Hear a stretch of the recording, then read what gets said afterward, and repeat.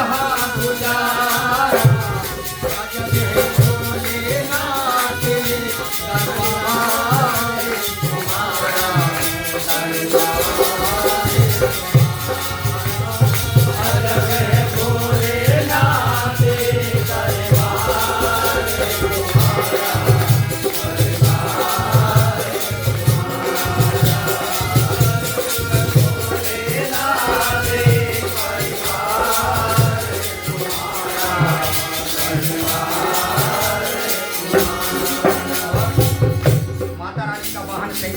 भगवान भोलेनाथ जी का वाहन नंदीश्वर है।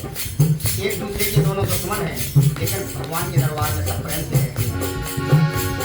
उपाधि बैल को हरदम एक जगह पर राखे, उपाधि बैल को हरदम एक जगह पर राखे, कभी नहीं देखो बुरी नजर से ताके, कभी नहीं के तुझे को बुरी नजर से ताके।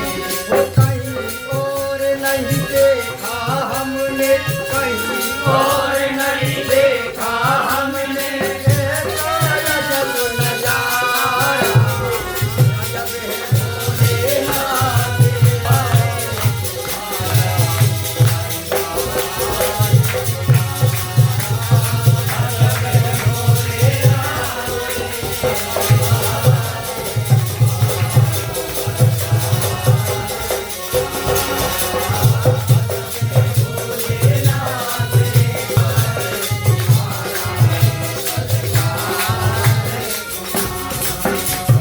भगवान गणेश जी का वाहन चूहा है और कार्तिक जी का वाहन मोर है।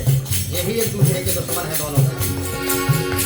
वो गणपति राते चूहा कभी सर पे नहीं छूगा, गणपति राते चूहा कभी सर पे नहीं छूगा, ढोल सर पे बिठाए कार्तिक मोर नचाए, ढोल सर पे बिठाए कार्तिक मोर नचाए।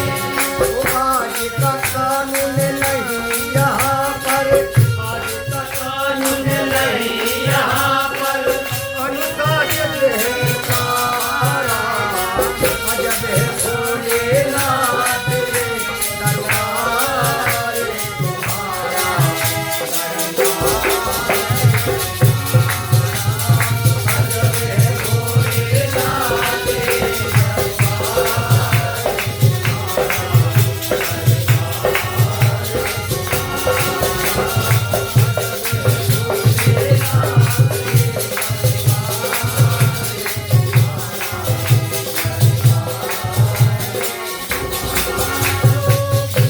प्रेत नित्य करे चाकरी, प्रेत नित्य करे चाकरी, बबता यहाँ गुजारा अजब है भोलेनाथ दरबार तुम्हारा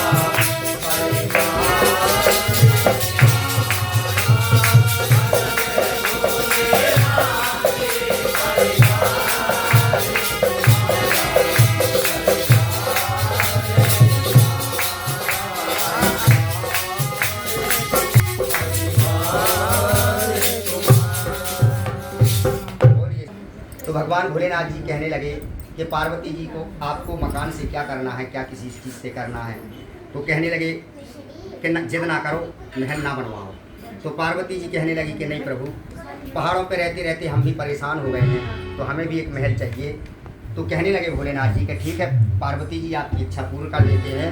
तो कहने लगे भोलेनाथ जी कि एक महल ऐसा बनवा दो, एक महल ऐसा बनवा दो, अब पर्वत पर नहीं रहना, जो कोई देखे यही कहे बस क्या कहना।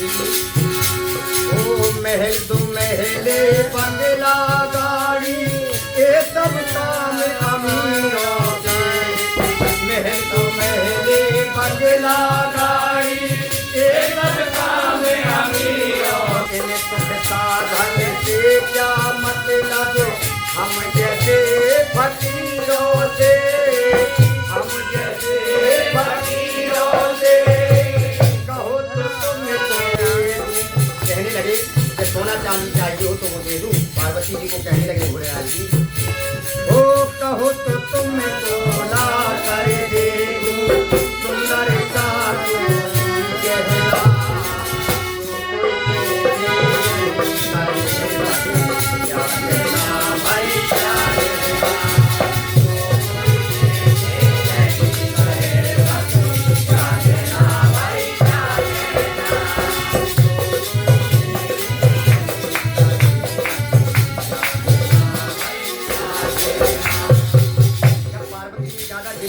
तो भोलेनाथ जी कहने लगे कि ठीक है पार्वती जी महल बनवा देंगे। तो भगवान भोलेनाथ जी पार्वती जी की जिद के आगे लाचार होने लगे। कहने लगे ओ पार्वती की जिद के आगे भोले जी लाचार हुए। पार्वती की जिद के आगे भोले जी लाचार हुए। महल अनोखा बनवाने को त्रिपुरारी तैयार हुए।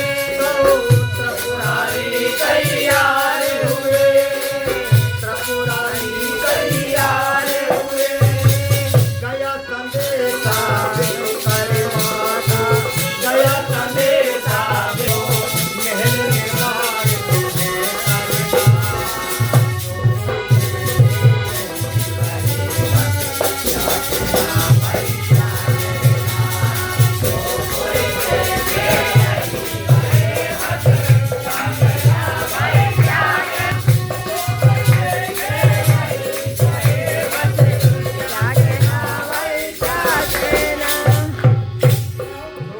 भगवान भोलेनाथ जी ने महल बनाया। उस महल का क्या नाम रखा?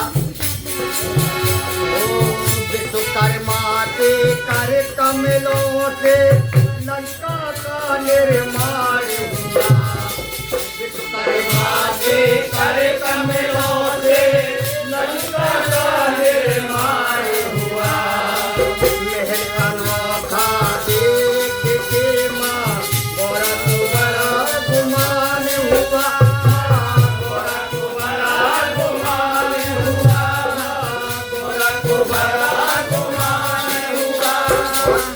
जैसे हम पूजन कराने आए हैं तो माता रानी ने जब अपना महल का निर्माण करवाया तो वहाँ भी पंडित जी की जरूरत पड़ गई। तो पंडित जी के पास संदेशा पहुँचाया माता रानी ने। गया संदेशा पंडित जी को गया संदेशा पंडित जी को ग्रह पूजन करना।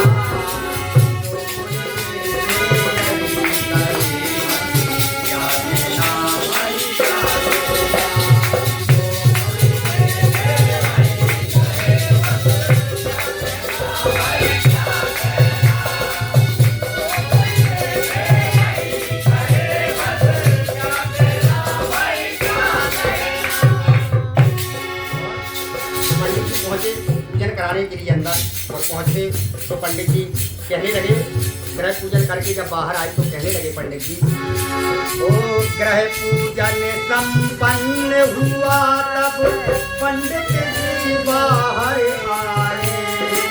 ग्रह पूजन संपन्न हुआ तो पंडित जी बाहर। माता पार्वती जी कहने लगी कि पंडित जी आप भी मांग लो दक्षिणा। तो कहने लगे ठीक है मांगी तो मिलेगा। तो कहने लगे जहाँ मिलेगा। पार्वती जी कहने लगे ग्रह पूजन संपन्न हुआ तब पंडित जी बाहर आए। दक्षिणा में जादे गौरा जी है फरमाए। गौरा जी है फरमाए।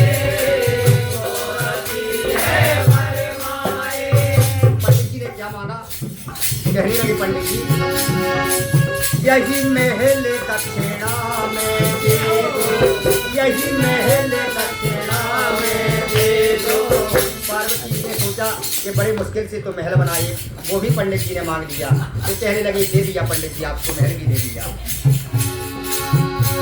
तो यही महल दक्षिणा में दे दो, गौरा जी है फरमाए, गौरा जी है फरमाए। ओ यही महल दक्षिणा में दे दो, पंडित जी का था कहना, जो कोई दे